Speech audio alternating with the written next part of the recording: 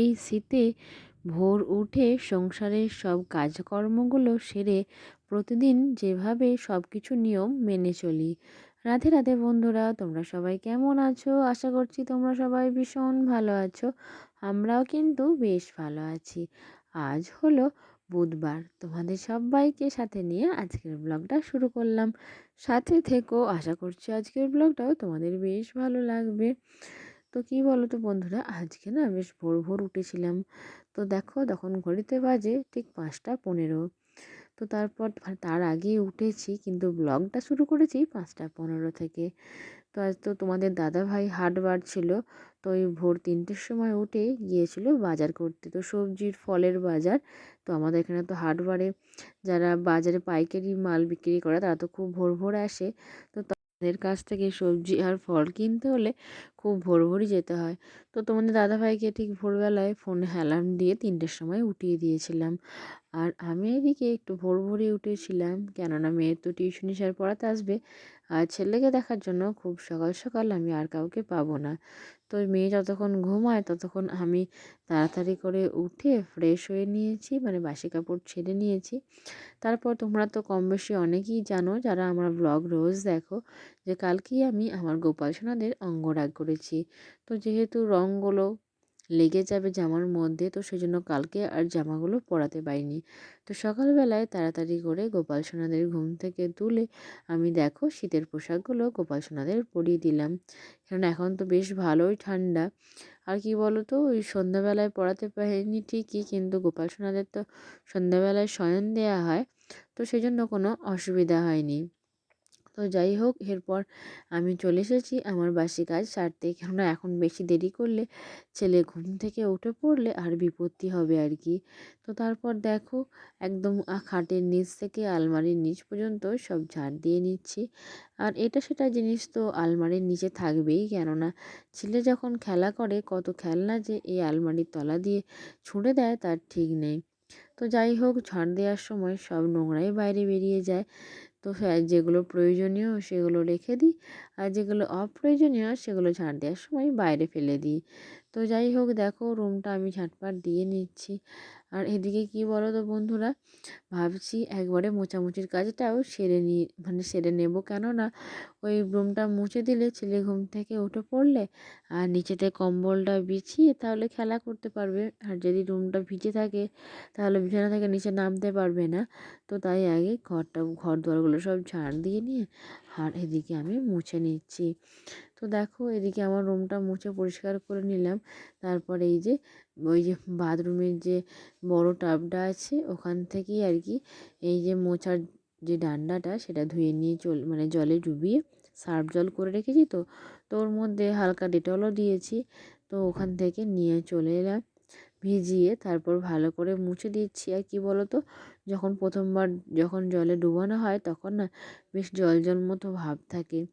তো সেই জন্যই আর কি আগে ওই যেখানটা পা দেওয়া হবে না, মানে ওই টেবিলের তলা চেয়ারের তলা সেগুলো মুছে নিই।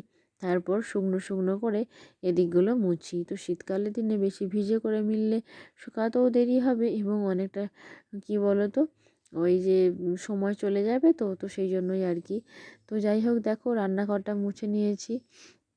আর কি বলো তো বন্ধুরা, ঝাঁট দেওয়া মোছা সকালের এসব বাসি কাজ না সারলে মনে হয় যেন সংসারের কিছু কাজই আর কি করা হলো না। তো কালকে তো আবার বৃহস্পতিবার আছে, কাল তো আবার আরও অনেক কাজ আছে। আর জানো তো বন্ধুরা, তোমাদের আমি আগের ব্লগেই বলে দিই যে কালকে আমি তোমাদের সাথে ও, কালকে তো আজকে যে ও, কালকে এবারে আমার ছেলে বৃহস্পতিবারে আর কি, তো 1.5 বছরের যে ইঞ্জেকশনটা মানে ভ্যাকসিনটা সেটা আছে। তো সেই জন্য আমি আর কি তোমাদের সাথে সেদিনকে কোনো ভিডিও শেয়ার করতে পারবো না, কেননা ছেলেকে যে ভ্যাকসিন দেওয়া হবে তারপর ছেলে যে কান্না করবে, তো ওকে সামলাতে সামলাতেই আমার অনেকটা সময় চলে যাবে। তো যাই হোক, দেখো নিজে একটু ফ্রেশ হয়ে ক্রিম লাগিয়ে তারপর আবার এই যে মেয়ের জন্য টিফিন বানাতে লেগে পড়েছি। আর ওদিকে কিন্তু কুকারের মধ্যে ওই মেয়ে যে দুপুরে ভাত খেয়ে যাবে তার জন্য কচু সেদ্ধ হচ্ছিল, আর উনুনের মধ্যেই বড় মা ভাতে মানে হাঁড়িতে আর কি ভাতটা বসিয়ে দিয়েছিল। তো মেয়ে আজকে স্কুলে ভাত খেয়ে যাবে ওই কচু ভাতে, আলু ভাতে, পোস্ত আর ভাত। তো এইটা মেয়েকে রান্না করে দেওয়া হবে। আর ছিল মাছ ভাজাও ছিল। তো মাছটা ভাজা ছিল বলতে মাছটা আমি ভাজবো, তো মাছ এনেছিল।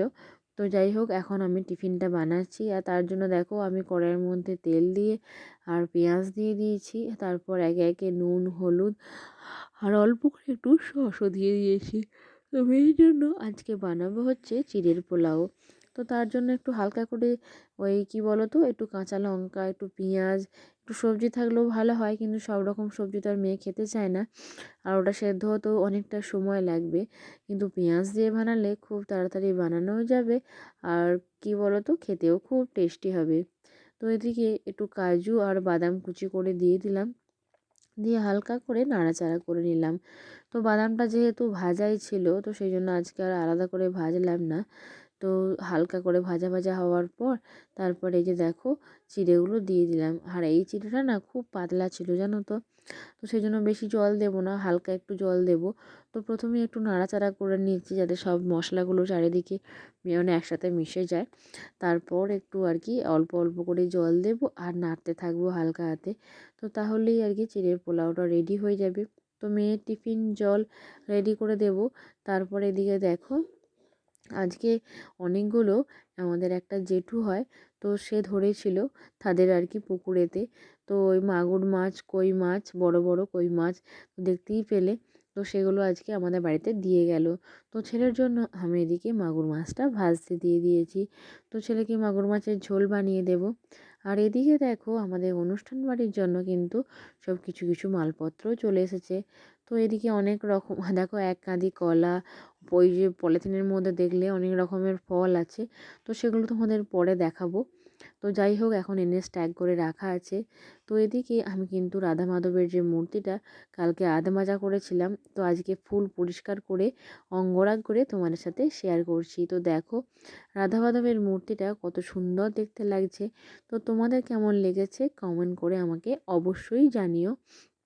তো যাই হোক বন্ধুরা, আমার আগের ব্লগে টেস্টি অফ বেঙ্গল থেকে দিদিভাই কমেন্ট করেছেন ভিডিওটা খুব ভালো লাগলো। আর সোমা গাঙ্গুলি কমেন্ট করেছে, বন্ধু ভিডিওটা বেশ ভালো লেগেছে। তো আর ঋতুপর্ণা নাগ দিদিভাই কমেন্ট করেছে যে সত্যি দিদিভাই, আমরা মেয়েরা এরকমই, যেখানে যেমন সেখানে তেমন মানিয়ে নিতে শিখিয়ে যাই। তো সত্যি করি, আমরা মেয়েরা যে পারি না বা পারবো না এমন কিছু সত্যিই কোনো কাজ হয় না, আমরা চেষ্টা করলে আমরা সবই পারি। তো দুটো বাচ্চা সামলে দেখো আমি তোমাদের সাথে কীভাবে এই যে ব্লগ ভিডিওটা শেয়ার করি। তো অনেকেই ভাবে যে কখন টাইম পাই, কিন্তু কি বলো তো, কাজের মাঝেও নিজের জন্য নিজে একটু টাইম বার করে নিই।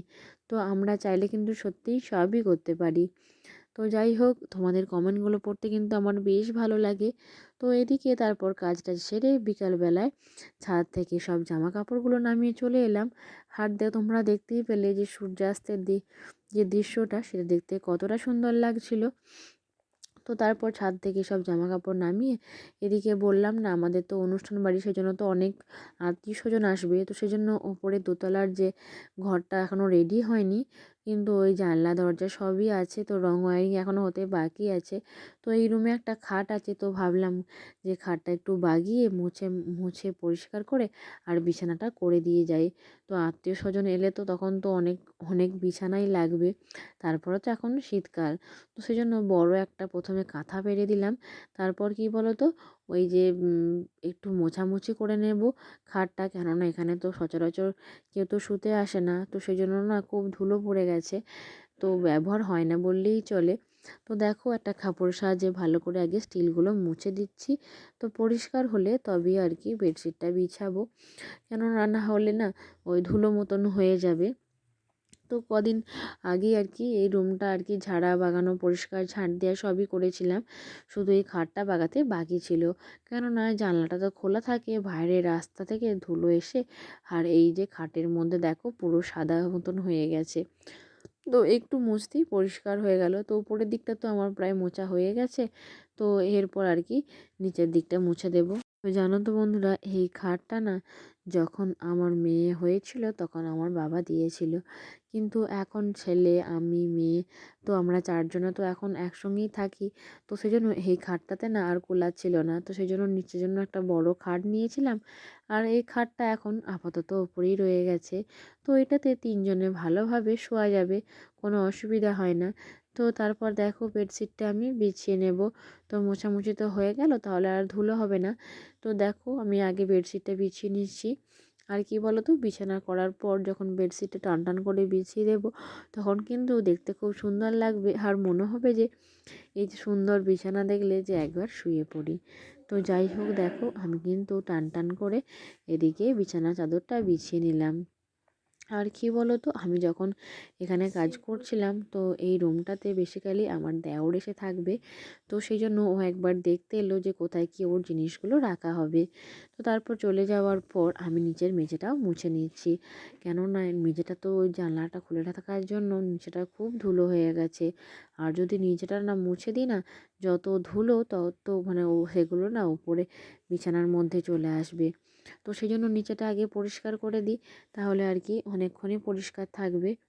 তো দেখো বন্ধুরা, আমি কিন্তু নিচেটা পরিষ্কার করে মুছে দিচ্ছি। আর কি বলো তো, এই স্ট্যান্ডে করে না এখানে একদমই মোছা যাবে না, কেননা এগুলো তো মানে সচরাচর মুছি না। আর কি বলো তো, ওই স্ট্যান্ডে আটকে যাবে, স্ট্যান্ডে করে মুছতে গেলে না আটকে যাবে, তাড়াতাড়ি ভালো করে মোছা যাবে না। তো আজকের ব্লগটা এখানেই শেষ করলাম। রাধে রাধে।